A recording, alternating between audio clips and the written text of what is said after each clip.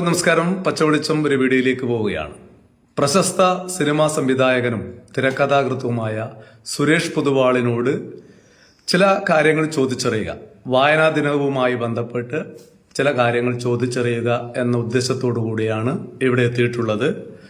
വായനയുമായി ബന്ധപ്പെട്ടിട്ട് ചില വ്യക്തമായ അഭിപ്രായങ്ങൾ വായനശാലകളെക്കുറിച്ച്, വായനയെക്കുറിച്ച് വെച്ചു പുലർത്തുന്ന ഒരു മാധ്യമമാണ് പച്ചവെളിച്ചം.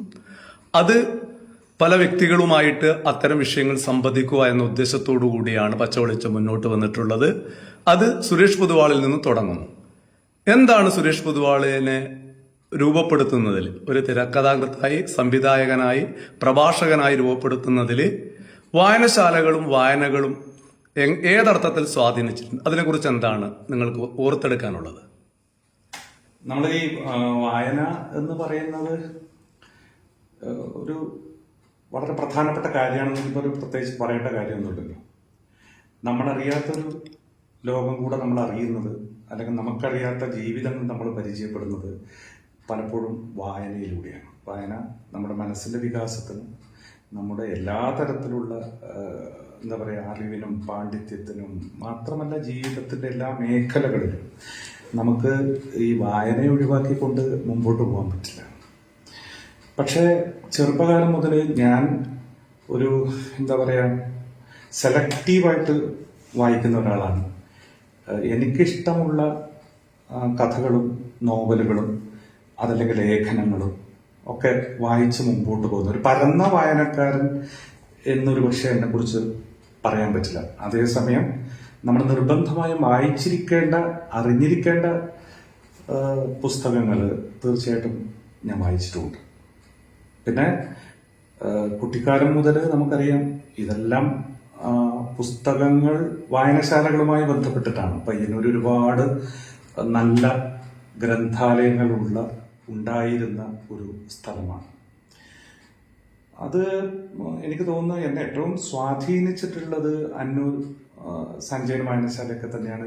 ചെറുപ്പത്തിൽ അവിടെയൊക്കെ ഞാൻ നമ്മുടെ അപ്പൂട്ടൻ മാസ്റ്ററോടൊക്കെ പറഞ്ഞ് അവിടെ നിന്നൊക്കെ നമ്മൾ പുസ്തകം സംഘടിപ്പിച്ച് വായിച്ചിട്ടുണ്ട് ഞാൻ പലപ്പോഴും.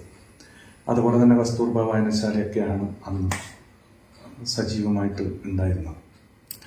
അപ്പോൾ വായനശാലകൾ സ്വാഭാവികമായിട്ടും ഒരു വ്യക്തിയെ രൂപീകരിക്കുന്നതിൽ, രൂപപ്പെടുത്തുന്നതിൽ, പരുവപ്പെടുത്തുന്നതിൽ വളരെ നിർണായകമായ പങ്ക് വഹിക്കുന്നുണ്ട്. അതിൽ തർക്കമൊന്നുമില്ല. നമ്മുടെ വായന, അതുപോലെ തന്നെ വായനശാലയും വലിയ രീതിയിൽ മാറ്റങ്ങൾക്ക് വിധേയമാണ്. അത് കാലത്തിനനുസരിച്ചുള്ള മാറ്റമാണ്. ആ മാറ്റങ്ങളെ കുറിച്ച് എന്താണ് അഭിപ്രായം? പഴയ വായന സങ്കേതങ്ങൾ, രീതികൾ തന്നെയാണോ ഇന്നത്തെ വായന രീതികൾ, അനുഭവങ്ങൾ? പഴയ വായനശാല പോലെയാണോ ഇന്നത്തെ വായനശാലകൾ? എന്താണ് അതിനെ കുറിച്ചിട്ടുള്ള അഭിപ്രായം? ഈ കാലം മാറിക്കൊണ്ടിരിക്കുകയാണ്. നമ്മുടെ ജീവിത രീതികളിലെല്ലാം മാറ്റമുണ്ട്. അത് വായനശാലകളുടെ കാര്യത്തിലും വന്നിട്ടുണ്ട് എന്നുള്ളതാണ്. കാരണം ഒരു കാലത്ത് നമുക്ക് പുസ്തകങ്ങളും വായനശാലകളും മാത്രമേ ഉണ്ടായിരുന്നുള്ളൂ. അപ്പൊ നമ്മുടെ നാട്ടിലെ ഏറ്റവും പ്രധാനപ്പെട്ട സാംസ്കാരിക സ്ഥാപനങ്ങൾ എന്ന് പറയുന്നത് തീർച്ചയായിട്ടും വായനശാലകളായിരുന്നു. ക്രമേണ കാലം മാറുന്നു. നമുക്ക് ഇപ്പൊ ഓൺലൈനൊക്കെ വന്നതോടെ ഇപ്പൊ പുസ്തകങ്ങൾ ഓൺലൈനായിട്ട് വായിക്കുന്ന ഒരു പുതിയ തലമുറ തന്നെ ഇവിടെ രൂപപ്പെട്ടു വരുന്നുണ്ട്.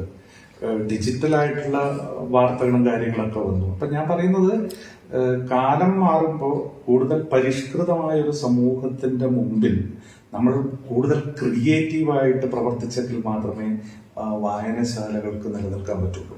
അത് ഞാൻ പറഞ്ഞതിന്റെ അർത്ഥം, വായനശാലകൾക്ക് എന്നും പ്രസക്തിയുണ്ട്. നല്ല പുസ്തകങ്ങളും നല്ല വായനക്കാരും നല്ല ചിട്ടയോടെ ഗ്രന്ഥശാല പ്രവർത്തനം നടത്തുന്നതിനൊക്കെയുള്ള ഉദാഹരണങ്ങൾ നമ്മുടെ പയ്യന്നൂരിൽ തന്നെയുണ്ട്. അതുകൊണ്ട് അതില്ലാതായി എന്നല്ല ഞാൻ പറയുന്നത്. പക്ഷെ അങ്ങനെയൊക്കെ ചെയ്താൽ മാത്രമേ ഇന്ന് ഒരു വായനശാല കൊണ്ട്, അല്ലെങ്കിൽ അത്തരം പ്രവർത്തനങ്ങൾ കൊണ്ട് കാര്യമുള്ളൂ. ഈ പുതിയ തലമുറയൊക്കെ പ്രത്യേകിച്ച് ഇതുമായിട്ട് ബന്ധപ്പെട്ട് നിർത്തണമെങ്കിൽ എന്നുള്ളതാണ്. അല്ല, വായനശാലയെ കുറിച്ച് പറയുന്ന സമയത്ത് അന്നൂരത്തെ സഞ്ജയൻ വായനശാലയെ കുറിച്ചും അതുപോലെ തന്നെ തെരുവിലെ കസ്തൂർബ വായനശാലയെ കുറിച്ചുമാണ് പറഞ്ഞിട്ടുള്ളത്. അത് വളരെ അടയാളപ്പെടുത്തിയ വായനശാലകൾ തന്നെയാണ്. മഹാദേവ ഗ്രാമത്തിലെ വായനശാലകളെ കുറിച്ച് എന്തുകൊണ്ടാണ് മഹാദേവ ഗ്രാമത്തിലുള്ള ജീവിച്ച് ഇവിടെ ഇപ്പോഴും സജീവമായിട്ട് നിൽക്കുന്ന സുരേഷ് പൊതുവാള് ഇവിടുത്തെ വായനശാലകളെ കുറിച്ച് എന്താണ് പറയാത്തത്? എന്താണ് കാരണം? പറയാതിരിക്കുകയല്ല. കാരണം ഇപ്പൊ ഞാൻ കോളേജിൽ പ്രീ ഡിഗ്രി പഠിക്കുന്ന സമയത്താണ് ഈ സഞ്ജയൻ സ്മാരക ഗ്രന്ഥാലയത്തിൽ തന്നെ സഞ്ജയൻ അനുസ്മരണത്തോടനുബന്ധിച്ച് ഒരു പ്രസംഗോത്സവമൊക്കെ ഉണ്ടാവുക. അപ്പൊ ആ സമയത്ത് മുതൽ നമ്മൾ സഞ്ജയനെ കുറിച്ച് മനസ്സിലാക്കാൻ പുസ്തകം എടുക്കുന്ന അവിടുന്ന് അങ്ങനെയൊക്കെ തുടങ്ങി. പിന്നെ അത് സിനിമയെ കുറിച്ചും മറ്റു പുസ്തകങ്ങളൊക്കെ ഞാൻ വായിച്ചു. അത് ഇപ്പം നമുക്കടുത്ത് സമീപിക്കാവുന്ന വായനശാലകൾ എന്നുള്ള അർത്ഥത്തിൽ പിന്നെ നമ്മളെ ആകർഷിക്കുമല്ലോ. ഒരു വായനശാലയിലേക്ക് ചെല്ലുമ്പോൾ തന്നെ അവിടുത്തെ പ്രവർത്തനവും അവരുടെ ഒരു പെരുമാറ്റവും ഒക്കെ നമ്മളെ ഭയങ്കരമായിട്ട് സ്വാധീനിക്കും. ഇതിനകത്ത് ഇപ്പം ഞാൻ മഹാദേവ ഗ്രാമത്തിൽ ജീവിക്കുന്ന ഒരാള്. എന്തുകൊണ്ട് മഹാദേവ ഗ്രാമത്തിലെ വായനശാലയെ കുറിച്ച് പറയുന്നില്ല എന്ന് പറഞ്ഞാൽ അത് മഹാദേവ ഗ്രാമത്തിലെ വായനശാലയുടെ ചരിത്രവുമായി ബന്ധപ്പെട്ടതാണ്. ഈ വായനശാല നമ്മളെ പച്ചവെളിച്ചത്തിന്റെ പ്രേക്ഷകർക്ക് അറിയുമെന്നറിയില്ല, എന്നും തർക്കങ്ങളും പ്രശ്നങ്ങളും പ്രതിസന്ധികളും പ്രതിബന്ധങ്ങളും ഒക്കെ ഉണ്ടായിരുന്ന ഒരു സ്ഥാപനമാണ് ഈ നമ്മുടെ കുട്ടിക്കാലം മുതൽ ഈ മഹാദേവ ദേശായി വായനശാല എന്ന് പറയുന്നത്. നമ്മൾ മനസ്സിലാക്കേണ്ടത് ഗാന്ധിജിയുടെ പ്രൈവറ്റ് സെക്രട്ടറി ആയിട്ടുള്ള ഈ ദേശായിയുടെ പേരിൽ കേരളത്തിൽ തന്നെ വേറെ ഏതോ ഒരു വായനശാല കൂടി ഉണ്ടെന്ന് ഞാൻ കേട്ടിട്ടുണ്ട്. പക്ഷെ എടുത്തു പറയാവുന്ന ഒരു സ്മാരകം എന്ന് പറയുന്നതാണ് ഈ മഹാദേവ ദേശായി വായനശാല. അതിന് ദേശീയ പ്രസ്ഥാന കാലവുമായിട്ട് തന്നെ വലിയ ബന്ധമുണ്ട്. അന്നത്തെ ഒരു കൂട്ടം ചെറുപ്പക്കാര് നല്ല വായനാ താല്പര്യം, നേരത്തെ പറഞ്ഞതുപോലെ നമുക്ക് അന്നത്തെ ഒരു സാംസ്കാരിക പ്രവർത്തനത്തിൽ പ്രധാനം വായനയും പുസ്തകങ്ങളും വായനശാലകളുമാണ്. അപ്പൊ അങ്ങനെ ഒരു കൂട്ടം ദേശീയ ബോധമുള്ള നമ്മുടെ നാട്ടിലെ ചെറുപ്പക്കാർ കൂടിയാണ് ഇതിന് രൂപം കൊടുത്തത് എന്നാണ് ഞാൻ കേട്ടിട്ടുള്ളത്. ഇപ്പോ പ്രശസ്തനായിട്ടുള്ള CP ശ്രീധരനെ പോലുള്ള പത്രാധിപരായിട്ടുള്ള എഴുത്തുകാരനായിട്ടുള്ള പ്രഭാഷകനായിട്ടുള്ള പയ്യന്നൂരുകാരനാണ് CP ശ്രീധരൻ. അദ്ദേഹം ഇവിടെ ലൈബ്രറിയനായിട്ട് പ്രവർത്തിച്ചിട്ടുണ്ട് എന്നാണ് ഞാൻ മനസ്സിലാക്കുന്നത്. അപ്പൊ അതുപോലെ ഇതൊക്കെ നമ്മൾ കേട്ടറിഞ്ഞ കഥകളാണ്. പക്ഷെ ഞങ്ങളുടെ ബാല്യകാലത്ത് എന്താണ് കാണുന്നതെന്ന് വെച്ച് കഴിഞ്ഞാൽ എപ്പോഴും ഞാൻ നേരത്തെ പറഞ്ഞതുപോലെ ഒരുപാട് പ്രശ്നങ്ങളാണ്. ഈ വായനശാല പലപ്പോഴും പ്രവർത്തനരഹിതമായിട്ട് കിടക്കുന്ന ഒരു സംഗതിയാണ് എൻ്റെ കുട്ടിക്കാലം മുതൽ ഈ ദേശായി വായനശാലയെ കുറിച്ചുള്ള എൻ്റെ ഒരു ഓർമ്മയിരുന്നത്. അത് പല കാരണങ്ങളാണ്. അതായത് പലപ്പോഴും ഈ നമ്മുടെ നാട്ടിൽ ഈ കലാസംഘടനകൾ തമ്മിലുള്ള തർക്കമൊക്കെ ഉണ്ടാവും.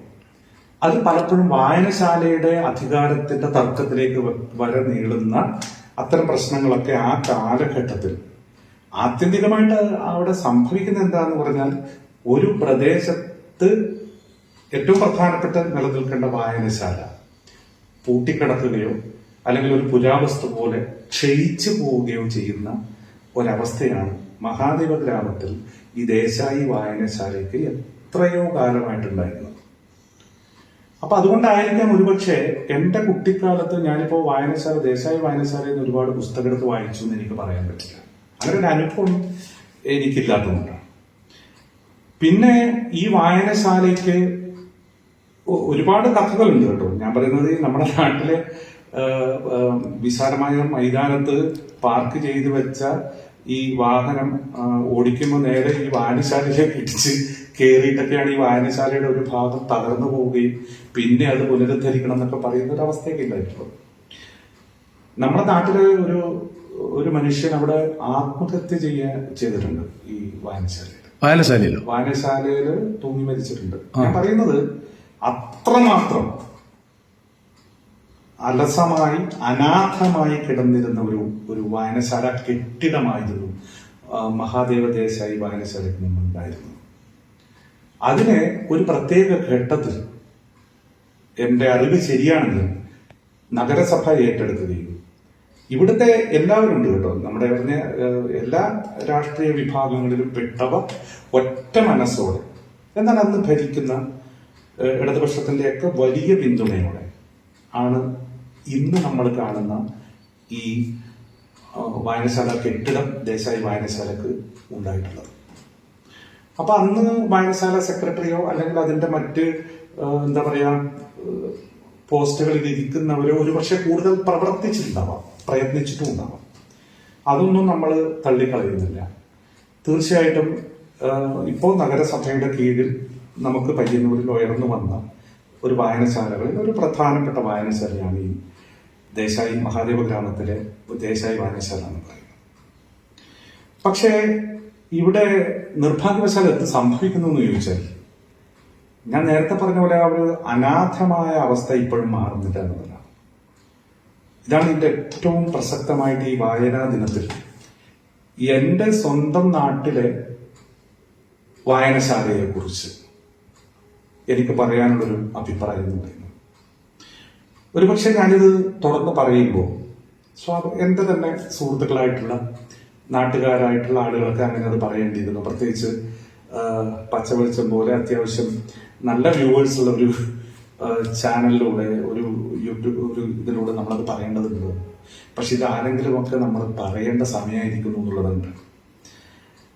കാരണം ഇന്നിപ്പോ ഇത്രയും ഈ നഗരസഭയുടെ പിന്തുണയോടെ ഇവിടെ വന്നിട്ടും പയ്യന്നൂരിലെ ഏറ്റവും നല്ല പൈതൃകമുള്ള വായനശാല അതിന്റെ പ്രവർത്തനക്ഷമത കൊണ്ട് അല്ലെങ്കിൽ അതിന്റെ കാര്യക്ഷമത കൊണ്ട് മുന്നോട്ട് വരുന്നില്ല എന്നുള്ളതാണ്. ഇപ്പോഴും നിങ്ങൾ അവിടെ പോയി കഴിഞ്ഞാൽ നമുക്ക് ഒരുതരം അനാഥാവസ്ഥയൊക്കെ നമുക്ക് ഫീൽ ചെയ്യുന്ന പോലെയാണ്.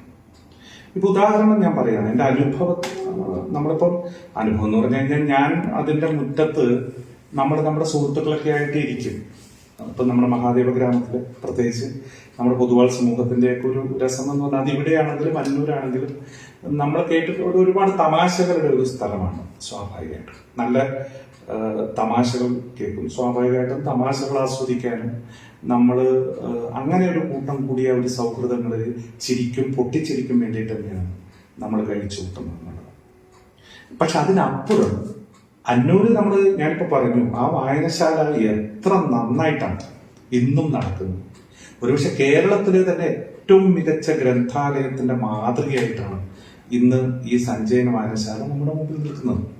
അത് അവിടുന്ന് നമ്മൾ ആ മുറിയിലേക്ക് കയറുന്നത് തൊട്ട് അവർ പുസ്തകങ്ങൾ അടുക്കി വെച്ച രീതി, അവർ വായനക്ക് അടുക്കി വെച്ചിട്ടുള്ള രീതി എല്ലാം നമ്മൾ നോക്കിയാൽ അവർ വായനക്കാരോടും അല്ലെങ്കിൽ വരുന്നവരോടും നാട്ടുകാരോടും ഇടപെടുന്ന ഒരു രീതി, അവർ നടത്തുന്ന അവിടുത്തെ സാംസ്കാരിക പരിപാടികളുടെ ഒരു രീതിയൊക്കെ ശ്രദ്ധിച്ചാൽ അത് നമുക്ക് മനസ്സിലാവും. അതുപോലെ തന്നെ ഏറ്റവും പ്രധാനപ്പെട്ട വേറൊരു ഉദാഹരണമുണ്ട്. ഇപ്പൊ അടുത്ത കാലം വരെയും അത്രയൊന്നും ഈ പറയുന്നത് പോലെ നല്ല രീതിയിലല്ലായിരുന്നു ഈ കസ്തൂർബ വായനശാല തെരുവിലെ. എന്നാൽ നിങ്ങളുടെ ചുരുങ്ങിയ വർഷം കൊണ്ടാണ് പയ്യന്നൂർ തെരുവിലെ കസ്തൂർബ ഗ്രന്ഥാലയം കേരളത്തിൽ ഇതേപോലെ അറിയപ്പെടുന്ന ഒരു വായനശാലയായിട്ട് ഗ്രന്ഥാലയമായിട്ട് മാറിയിട്ടുള്ളത്. അതൊക്കെ എന്തുകൊണ്ട് സംഭവിക്കുന്നു എന്ന് ചോദിച്ചാൽ ഇതിനു വേണ്ടി ഒരു എന്താ പറയാ സമയം നീക്കിവെക്കാൻ പറ്റുന്ന നല്ല സംഘാടകർ, ഗ്രന്ഥശാല പ്രവർത്തകർ, അവരുടെ ഒരു ആത്മാർത്ഥമായിട്ടുള്ള എന്താ പറയാ പ്രതിഫലേച്ഛയില്ലാത്തുള്ള ഒരു പ്രവർത്തനം കൊണ്ടാണ് ഇത് സംഭവിക്കുന്നത്. പലപ്പോഴും ഇപ്പം CK ശേഖരൻ മാഷ പോലുള്ളവരുണ്ട് അന്നൂർ ഉണ്ടായിരുന്നു. ഇപ്പൊ ഇവിടെയും അതുപോലെ തന്നെ വായനശാല. ഞാൻ പറയുന്നത് എവിടെയൊക്കെ വായനശാല ഏറ്റവും നന്നായിട്ട് ചലനാത്മകമായി മുന്നേറ്റ് പോയിട്ടുണ്ടോ അവിടെയെല്ലാം ഒരു നല്ല സംഘാടകൻ, നിശബ്ദനായിട്ടുള്ള ഒരു സംഘാടകൻ ഉണ്ടായിരുന്നതാണ്. കാരണം വായനശാല പ്രവർത്തനം എന്ന് പറയുന്നത് വലിയ ഗ്ലാമറുള്ള ഒരു ഫീൽഡൊന്നുമല്ല. നിങ്ങൾക്ക് നാളെ രാവിലെ പത്രത്തിൽ ഫോട്ടോ വരാനോ അല്ലെങ്കിൽ പെട്ടെന്ന് പേരെടുക്കാനോ പറ്റുന്ന ഒരു സംഗതിയല്ല ഈ ഗ്രന്ഥശാല പ്രവർത്തനം എന്ന് പറയുന്നത്. അത് വളരെ സൈലന്റ് ആയിട്ട് നമ്മൾ നാടിന് വേണ്ടി ചെയ്യേണ്ട ഒരു നല്ല ഒരു പുണ്യകർമ്മമാണ് ശരിക്കും. അത് വർഷങ്ങളോളം ചെയ്യുമ്പോഴാണ് ഒരു ഗ്രന്ഥശാല നല്ല രീതിയിലേക്ക് ഡെവലപ്പ് ചെയ്യുന്നത്. നിർഭാഗ്യവശാൽ ഈ നഗരസഭയുടെ കീഴിൽ വന്നിട്ട് ഇത്രയും വർഷമായിട്ടും മഹാദേവ ദേശായി വായനശാല എൻ്റെ കൺമുന്നിലുള്ള എൻ്റെ സ്വന്തം ഗ്രാമത്തിലെ വായനശാലയുടെ അവസ്ഥ വളരെ പരിതാപകരമാണ്. ഞാനിപ്പോ ഇന്നലെ പയ്യന്നൂരിലെ പ്രശസ്ത നാടക പ്രവർത്തകൻ നമ്മുടെ EAG അന്തരിച്ചു, എൻ്റെ ബന്ധുവാണ്. അപ്പൊ അദ്ദേഹത്തിന്റെ സംസ്കാര സമയത്ത് ഒരു അനുശോചന ചടങ്ങ് സംഘടിപ്പിക്കുന്നതിന് വേണ്ടി ഞാൻ ഈ വായനശാലയിലെ മൈക്ക് അവരുടെ സെക്രട്ടറിയുടെ അനുവാദത്തോടെ എടുക്കാൻ വേണ്ടി അതിനകത്ത് എത്തിയത്. കുറെ വർഷങ്ങളല്ല, കുറച്ച് മാസങ്ങൾക്ക് ശേഷം ആണ് ഞാൻ അതിനകത്ത് കയറുന്നതെന്ന് പറയാം. സത്യം പറഞ്ഞാൽ അതിനകത്ത് കയറിയപ്പോൾ വലിയ വിഷമം തോന്നി. ഈ സ്പീക്കറും ആംപ്ലിഫയറും ഒക്കെ വെച്ച സ്ഥലത്ത് കൂട്ടിയിട്ട പുസ്തകങ്ങളുണ്ട്. അപ്പൊ നമ്മൾ പുസ്തകങ്ങളെ എങ്ങനെ ബഹുമാനിക്കണം, അതിനോട് കാണിക്കേണ്ട ഒരു ആദരവ്, അത് അടുക്കും ചിട്ടയിൽ പെറുക്കി വെക്കുക എന്നൊക്കെ പറഞ്ഞ ഒരു ഗ്രന്ഥശാലയുടെ ഒരു അറ്റ്മോസ്ഫിയർ, ഒരു അന്തരീക്ഷം നമ്മൾ ഉണ്ടാക്കുക. സത്യം പറഞ്ഞാൽ നമുക്ക് അന്തം വിട്ടു പോകുന്ന രീതിയിലാണ്. അവിടുത്തെ ബാത്റൂമിന് വാതിലുണ്ടോ എന്ന് എന്റെ സംശയമാണ്. അപ്പൊ ആ രീതിയിലാണ് മഹാദേവ ഗ്രാമത്തിലെ ഈ അറിയപ്പെടുന്ന ദേശീയ പ്രസ്ഥാനവുമായി ബന്ധപ്പെട്ട് കിടക്കുന്ന ദേശായി വായനശാലയുടെ അവസ്ഥ എന്നുള്ളതാണ്. എന്ത് ചെയ്യാൻ പറ്റും? ഇത് നമ്മൾ പറയുമ്പോൾ ഇപ്പൊ ഈ നാട്ടിലെ ഒരു ചലച്ചിത്ര പ്രവർത്തകൻ അല്ലെങ്കിൽ അത്യാവശ്യം പ്രസംഗങ്ങൾ നടത്തുന്ന ഒരാളെന്നുള്ള രീതിയിൽ, അല്ലെങ്കിൽ ഒരു തിരക്കഥാകൃത്ത് കുറെ എഴുതുകയും അങ്ങനെയൊക്കെ സഞ്ചരിക്കുന്ന ഒരാളെന്നുള്ള രീതിയിൽ എനിക്ക് ചെയ്യാൻ പറ്റുന്ന എല്ലാ കാര്യങ്ങളും ചെയ്യാൻ വ്യക്തിപരമായിട്ട് ഞാൻ തയ്യാറാണ്. അത് ഈ സുഹൃത്തുക്കളോടൊക്കെ, ഈ കമ്മിറ്റിയിലുള്ളവരോടൊക്കെ ഞാൻ പലപ്പോഴും പറഞ്ഞിട്ടുള്ളതാണ്. അതേസമയം എന്താണെന്നറിയില്ല, പലപ്പോഴും നമ്മൾ ഉദ്ദേശിച്ച രീതിയിലേക്ക് ഈ വായനശാല വരുന്നില്ല എന്നുള്ളതാണ്. പകരം ഞാൻ ഈ വായനശാലയുടെ ഇപ്പോഴത്തെ ഒരു അവസ്ഥ പറഞ്ഞു. അവിടെ അതേസമയം നടക്കുന്നത് എന്താണെന്ന് ചോദിച്ചു കഴിഞ്ഞാൽ,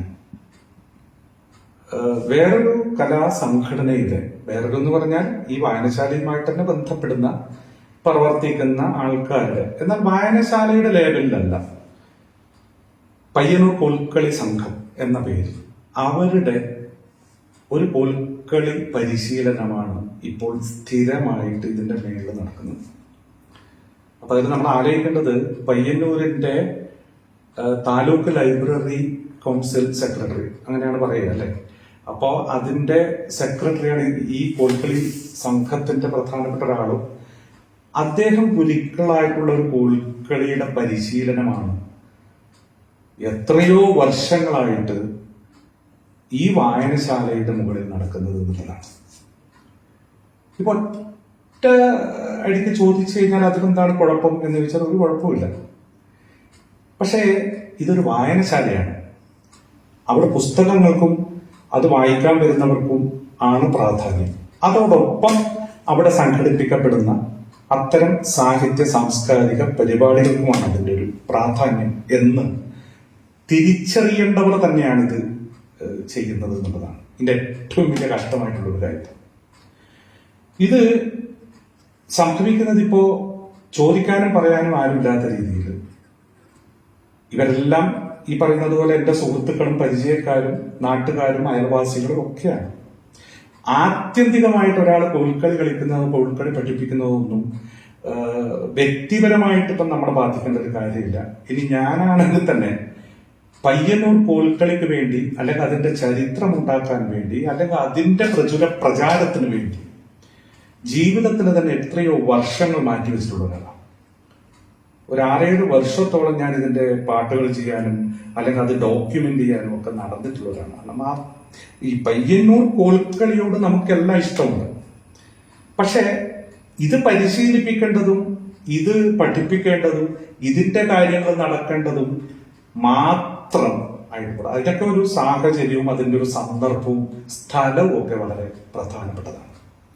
ഇപ്പൊ ഉദാഹരണത്തിന് തൊട്ടടുത്ത് കിടക്കുന്ന മറ്റ് സംഘടനകൾ നോക്കുക. ഇപ്പൊ ഫൈൻ ആർട്സ് സൊസൈറ്റി അവിടെ കോൽക്കളി പഠിപ്പിക്കുന്നുണ്ടെങ്കിൽ അതിന് അവർക്ക് വേറെ സംവിധാനമുണ്ട്. ഇപ്പൊ ഗ്രാമം പ്രതിഭ പോലുള്ള വേറെ സംഘടന പഠിപ്പിക്കുന്നുണ്ടെങ്കിൽ അവർ ആരാധന ഓഡിറ്റോറിയത്തിലാണ് അതിന്റെ പരിശീലനങ്ങൾ നടത്തിയിട്ട് ഞാൻ കണ്ടിട്ടുള്ളത്. നേരെ മറിച്ച് ഇത് വായനശാല, ഒരുപക്ഷെ ഏറ്റവും നിശബ്ദമായി നിൽക്കേണ്ട ഒരു സ്ഥലം അല്ലെ, വായനയ്ക്ക് പ്രാധാന്യം കൊടുക്കേണ്ട, അത്തരം യോഗങ്ങൾ കൂടേണ്ട ഒരു സ്ഥലത്തിന്റെ ഏറ്റവും മുകളിലത്തെ നിലയിൽ, അതും വൈകുന്നേരങ്ങളിൽ. നമ്മൾ മനസ്സിലാക്കേണ്ടത് ഒരു വായനശാല ഏറ്റവും സജീവമായിട്ട് പ്രവർത്തിക്കേണ്ടത് വൈകുന്നേരങ്ങളിലാണ്. ഒരു 6 മണി 7 മണി മുതൽ ഒരു 8:30 മണി 9 മണി വരെയൊക്കെയാണ് ഇതിന്റെ ഒരു വായനശാല ഏറ്റവും ഉണർന്ന് പ്രവർത്തിക്കുന്ന സമയം. ആ സമയത്ത് ഇപ്പോ പച്ചവെളിച്ചം അവിടെ പോയിട്ട് നോക്കിയാൽ മതി, അവിടെ ഒരുപാട് ബൈക്കുകൾ കാണാം, നിങ്ങൾക്ക് വാഹനങ്ങൾ കാണാം. അങ്ങോട്ട് നമുക്ക് ആർക്കും കയറിയിട്ട് അവനവന്റെ ഈ പുസ്തകവുമായി ബന്ധപ്പെട്ട കാര്യങ്ങൾ നടക്കുന്നുണ്ടോ എന്ന് വെച്ച് കഴിഞ്ഞാൽ ചത്തതിനൊക്കുമേ ജീവിച്ചിരിക്കൽ എന്ന് പറയുന്ന പോലെയാണ് ഈ വായനശാല പ്രവർത്തനം എന്ന് പറയും. അതിന് പകരം ഇതൊക്കെ ഈ കോൽക്കളി സംഘം ഏതാണ്ട് കൈയടക്കിയ പോലുള്ള ഒരവസ്ഥയുണ്ട്. ഇത് പറയുമ്പോൾ സ്വാഭാവികമായിട്ടും എനിക്കെതിരെ വ്യക്തിപരമായിട്ടുള്ള എന്താ പറയുക വൈരാഗ്യമാണെന്നോ അഭിപ്രായ വ്യത്യാസമോ ഇതൊന്നുമല്ല. ആത്യന്തികമായിട്ട് ഇപ്പൊ അവിടെ കോൽക്കളി കളിച്ചാൽ സുരേഷ് പൊതുവാൾ എന്നെ സംബന്ധിച്ച് ഇതൊരു ബാധിക്കുന്ന കാര്യമല്ല. എനിക്ക് പറയാനുള്ളത് ഇതൊരു നാടിന്റെ മുഖച്ഛായയാണ് അല്ലെ. ഒരു പ്രധാനപ്പെട്ട സ്ഥലത്ത് ആ വായനശാല ജനാധിപത്യ രീതിയിൽ ജനങ്ങൾക്ക് വേണ്ടി പുസ്തകങ്ങളും അത്തരം പരിപാടികളുമായിട്ട് മുമ്പോട്ട് പോകേണ്ട ഒരു സ്ഥലമാണ്. ആ സ്ഥലം നമ്മൾ വെറും കോൽക്കളി. അപ്പൊ കോൽക്കളി എന്ന് പറയുമ്പോൾ നമ്മളിപ്പോ അത്തരക്കാരോട് സംസാരിച്ചാൽ അപ്പൊ പറയും അവിടെ ക്രിക്കറ്റ് കളിയുടെ ബാറ്റ് സൂക്ഷിക്കുന്നില്ലേ, അല്ലെങ്കിൽ അവിടെ മറ്റേ കബഡി കളിയുടെ മറ്റേത് വെക്കുന്നില്ലേ, വോളിബോളിന്റെ വല വെക്കുന്നില്ല, എന്താ പറയാ നെറ്റ് വെക്കുന്നില്ലേ. ഇത്തരം ബാലിശമായ കാര്യങ്ങൾ പറഞ്ഞുകൊണ്ട് ഒരുപാട് ആളുകളെ വിഡ്ഢിയാക്കുന്ന തരത്തിലാണ്. ഞാൻ ഇപ്പോഴും പറയുന്നു, ഇത് തുറന്നു പറയാൻ ആരും തയ്യാറില്ല. എല്ലാവരുടെയും മനസ്സിൽ ഈ സംഗതിയുണ്ട്. ഒരു വായനശാലയാണല്ലോ, ഇത് ഒരു കലാസംഘടനയല്ല. അപ്പൊ വായനശാല പ്രവർത്തിക്കേണ്ട ഒരു രീതി, അതിന്റെ ഒരു സമയം, അതനുബന്ധിച്ച് ബാക്കി സമയത്ത് അതും വായനശാലയുടെ ഈ പ്രവർത്തകരുടെ അല്ലെങ്കിൽ എക്സിക്യൂട്ടീവ് കമ്മിറ്റിയുടെ ഒരു അനുവാദത്തോടെയൊക്കെ ഇത് ചെയ്യുന്നുണ്ടെങ്കിൽ നമുക്കത് അംഗീകരിക്കാം. അത് തെറ്റാണ്, അങ്ങനെയാണെങ്കിലും തെറ്റാണ്. ഞാൻ മനസ്സിലാക്കിയിട്ടുള്ള ഒരു കാര്യം, ഇത്തവണ ഇപ്പം ഈ മാസം 1-2 മാസം മുമ്പ് പുതിയ ബാച്ച് തുടങ്ങിയതായിട്ടൊക്കെ അറിയിപ്പുണ്ട്.